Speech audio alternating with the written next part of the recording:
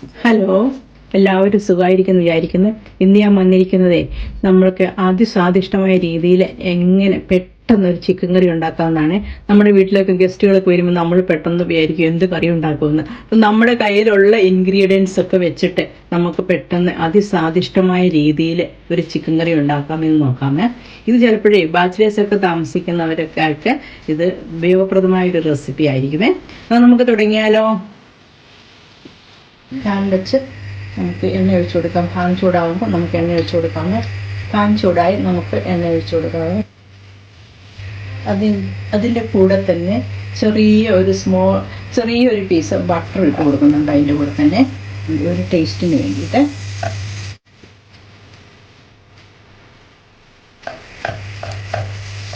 വെളുത്തുള്ളി ഇഞ്ചി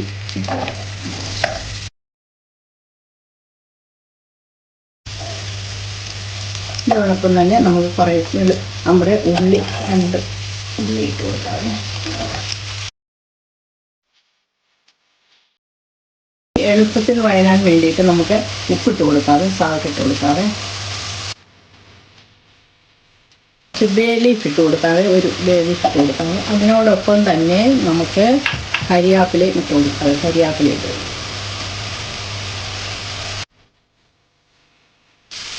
ഉള്ളി ഏകദേശം വഴഞ്ഞിട്ടുണ്ട്. നമുക്ക് രണ്ട് തക്കാളിക്ക, നല്ല പഴുത്ത തക്കാളിക്കാണ്, അത് അതിനകത്തേക്ക് ഇട്ട് കൊടുക്കാതെ നമുക്ക് നന്നായിട്ടൊന്ന് മിക്സ് ചെയ്യാതെ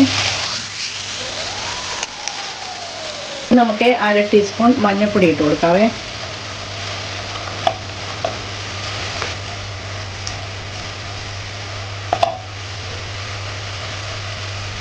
മല്ലിപ്പൊടി ഇട്ട് കൊടുത്തു. 2 ടീസ്പൂൺ കാശ്മീരി മുളക് പൊടി. ഇനി നമുക്കിതിനെല്ലാം കൂടി ഒന്ന് നന്നായിട്ട് മിക്സ് ചെയ്ത് 1 ടീസ്പൂൺ ഗരം മസാലയുടെ കൂടി ആഡ് ചെയ്തു നന്നായിട്ട് ഇതിനെ നമുക്ക് എല്ലാം ഒന്ന് ചിക്കൻ ഇതിനകത്തേക്ക് കുറേശ്ശെ നമുക്ക് ഇട്ട് കൊടുക്കാം. ഞാനിവിടെ 1 കിലോ ചിക്കനാണ് എടുത്തിരിക്കുന്നത്. നമുക്കിതിനെ കുറേശ്ശെ ഇട്ട് കൊടുത്ത് നമുക്ക് ഇതിനെ നന്നായിട്ട് ഒന്ന് മിക്സ് ചെയ്യാവേ. എല്ലാം നന്നായിട്ട്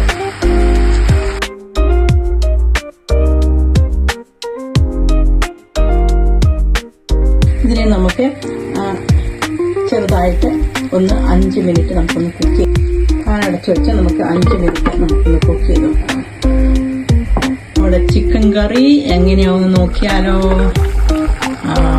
സ്മെല്ല്, നല്ല സ്മെല്ല് വരുന്നുണ്ട്. സ്മെല്ല് ഉണ്ടോ? നല്ല സ്മെല്ലുണ്ട്. മസാലയുടെ ഒക്കെ സ്മെല്ല് നല്ല. ഒരു കഷ്ണം ബട്ടറൊക്കെ ഇട്ടായിരുന്നു, അപ്പം അതിൻ്റെയൊക്കെ നല്ല സ്മെല്ല് വരുന്നുണ്ട്. ഉണ്ടോ? നല്ല അടിപൊളി ചിക്കൻ കറി റെഡിയായി. ഇനി നമുക്കിതിനകത്തേക്ക് കുറച്ച് കൊറിയാണ്ടർ ലീവ്സ് അരിഞ്ഞിങ്ങനെ കുറച്ച് നമുക്ക് ഇതിനകത്തേക്ക് ഇട്ട് കൊടുക്കാം, കുറച്ച് സ്മെല്ലിന് വേണ്ടിയിട്ട്.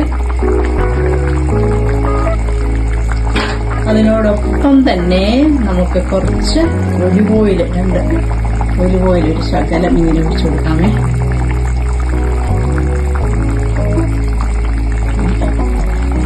ഹെൽത്തി ആയിട്ട് നമ്മുടെ ചിക്കൻ കറി കഴിക്കാൻ വേണ്ടി നമുക്ക് നമ്മുടെ അതിസ്വാദിഷ്ടമായ ചിക്കൻ കറി റെഡിയായി. ഇപ്പം തന്നെ ഉണ്ടോ? നല്ല സ്മെല്ലുണ്ട്, നല്ലൊരു ഫ്ലേവറൊക്കെ വരുന്നുണ്ട്. ഇപ്പം നമുക്കിതിനെ ചപ്പാത്തിയുടെ കൂടെയോ അല്ലെങ്കിൽ ചോറിൻ്റെ കൂടെയോ പൊറോട്ടയുടെ കൂടെയോ ഒക്കെ നമുക്കിതിനെ കഴിക്കാൻ പറ്റും. അങ്ങനെ നമ്മുടെ സ്വാദിഷ്ടമായ ചിക്കൻ കറി റെഡിയായി. ഇതുപോലെ ഒരു ഹെൽത്തി സൂപ്പർ ഫുഡ് വീഡിയോയുമായിട്ട് വരുന്നത് വരെ നിങ്ങളെല്ലാവരും ഹാപ്പി ആയിട്ടും സേഫായിട്ടും ഇരിക്കണേ. ബൈ. Thanks for watching.